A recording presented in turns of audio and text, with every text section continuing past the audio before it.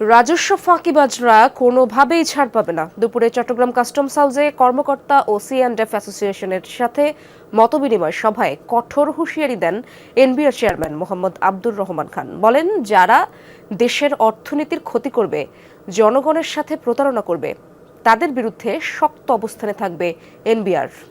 রোজকার সাধারণ খাবার এখন হবে অসাধারণ। প্রাণ স্বাদের মশলা, স্বাদ বাড়ায়, ঘ্রাণ ছড়ায়। চট্টগ্রাম কাস্টম হাউসে সার্ভারের জটিলতা প্রায় নিত্যদিনের চিত্র, যে কারণে ব্যাহত হয় পণ্যের শুল্কায়ন ও খালাস কার্যক্রম। বন্দরে তৈরি হয় পণ্যবাহী কন্টেইনারের জট। গত 1 মাস ধরে এ সমস্যা আরও প্রকট।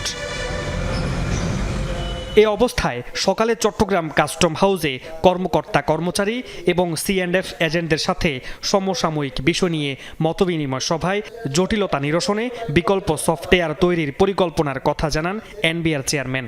কাস্টমস ম্যানেজমেন্ট সিস্টেমের আধুনিক সিস্টেম যারা ব্যবহার করে, সফটওয়্যার ব্যবহার করে, সেই আদলে আমরা মডার্ন টেকনোলজি নিয়ে, যেখানে কোনো ডাউন টাইম হবে না, সারাক্ষণ অন থাকবে, এটা ক্লাউড বেসড হবে, সেই ধরনের একটা নতুন সফটওয়্যার তৈরি করার উদ্যোগ আমরা নিয়েছি। শুল্ক ফাঁকি এবং অনিয়মের সাথে জড়িতদের বিরুদ্ধে হুঁশিয়ারি দেন তিনি।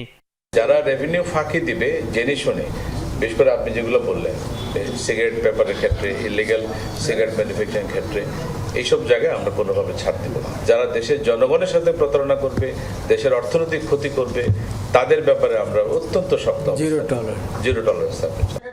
চট্টগ্রাম বন্দরে পড়ে থাকা বিগত সরকারের এমপি মন্ত্রীদের বিলাসবহুল গাড়ি এবং 6000 কন্টেইনার পণ্য দ্রুত নিলামে তোলার নির্দেশনা দেন এনবিআর প্রধান।